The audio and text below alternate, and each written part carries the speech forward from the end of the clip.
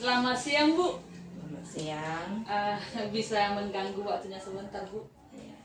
Iya, saya mohon izin sebentar wawancara dengan Ibu terkait dengan penyelesaian masalah dilema etika atau bujukan moral di sekolah kita. Apakah saya bisa mewawancarai Ibu sekarang? Boleh, silakan. Oke, terima kasih Bu atas kesempatannya.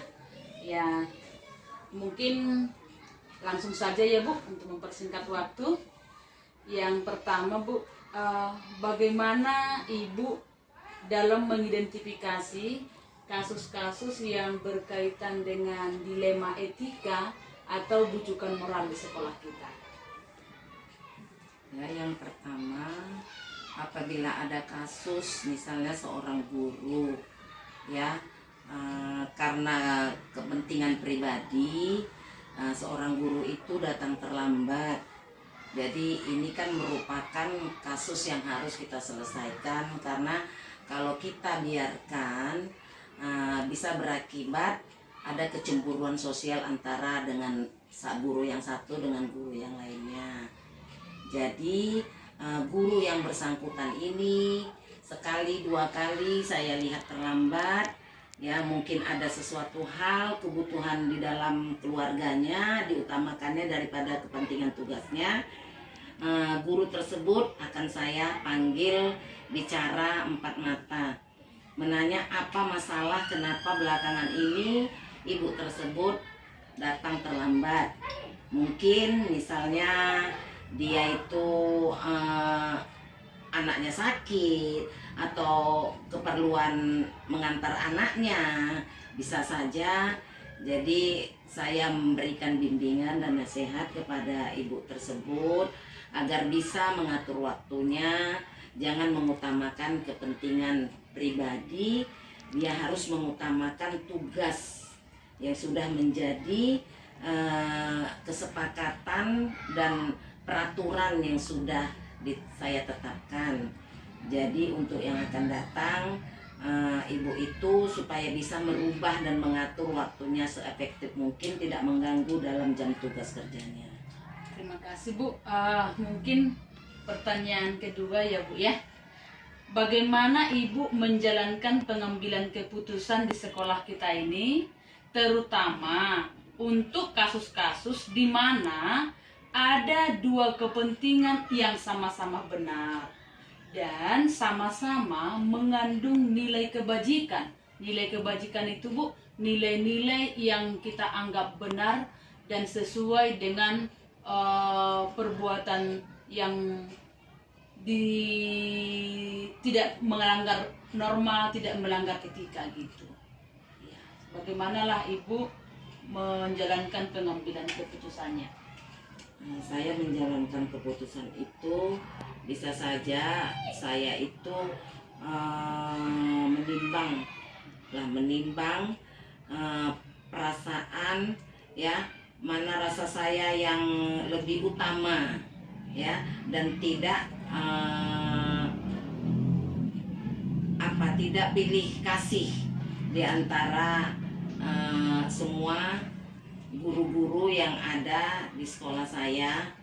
Jadi yang mana saya itu harus adil, berbuat adil agar tidak terjadi kecemburuan sosial.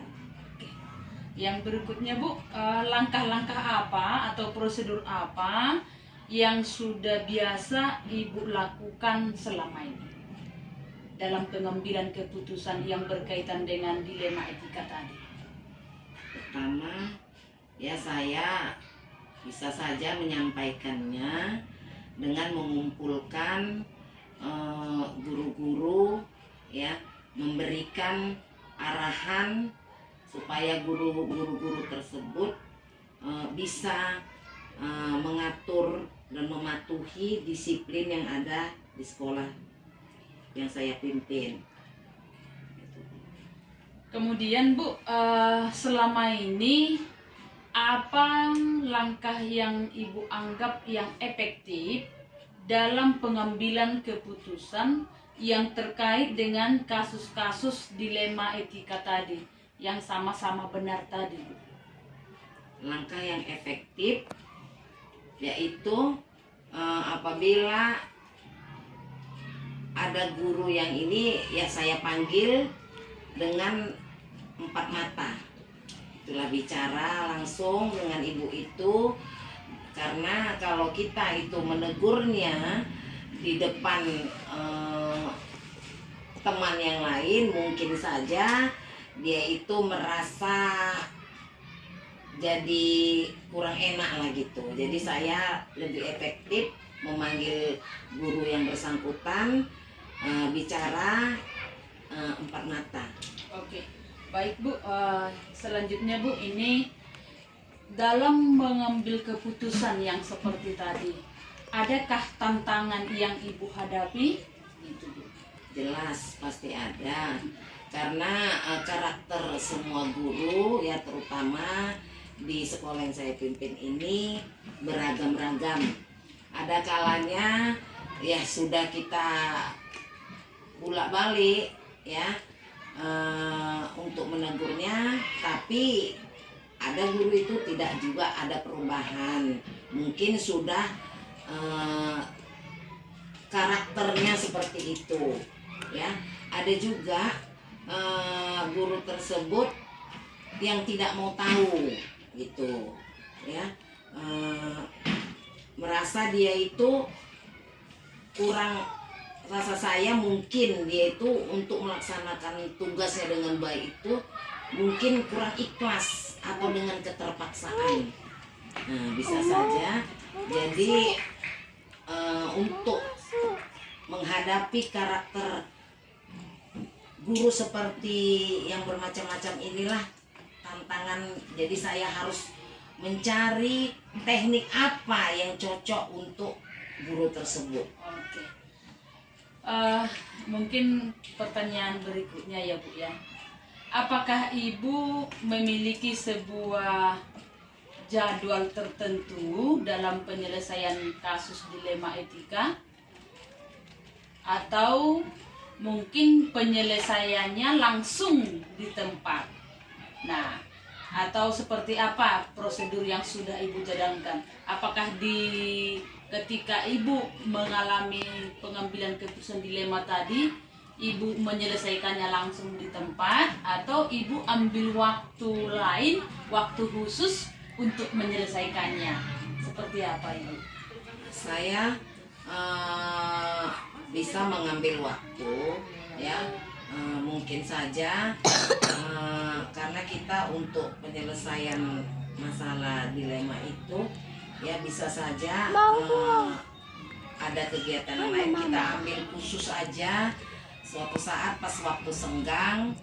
Bisa saya koordinasi dengan guru yang bersangkutan ya, saya undang dia untuk datang berjumpa di ruangan saya. Oke. Faktor-faktor apa Bu? Atau mungkin seperti ini, adakah seseorang atau faktor-faktor yang selama ini yang membantu Ibu dalam pengambilan keputusan ini? Maksudnya adakah orang lain yang bisa Ibu anggap bisa membantu Ibu juga dalam pengambilan keputusan ketika Ibu menjumpai kasus-kasus yang berkaitan dilema etika ini? Ya, ada ya. Jadi di sekolah ini saya itu lihat mungkin di antara guru itu ada dia yang punya wawasan yang lebih ini, saya bisa saja berkoordinasi samanya ya, bertukar pikiran bagaimana cara dan meminta pendapat guru tersebut untuk penyelesaian ini, supaya guru yang bersangkutan ini bisa untuk lebih berubah. Saya bisa saja bekerja sama dengan guru yang saya anggap mampu di sekolah saya. Oke, pertanyaan terakhir ini Bu, dari semua hal yang Ibu sampaikan tadi, pembelajaran apa yang Ibu petik dari pengalaman Ibu selama ini untuk menyelesaikan dilema etika yang sudah pernah terjadi dalam sekolah kita ini. Yaitu pembelajaran yang harus sabar, ya.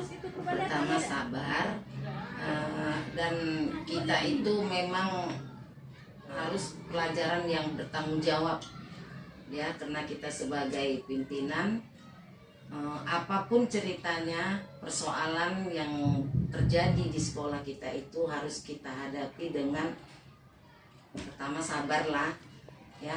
Udah siap itu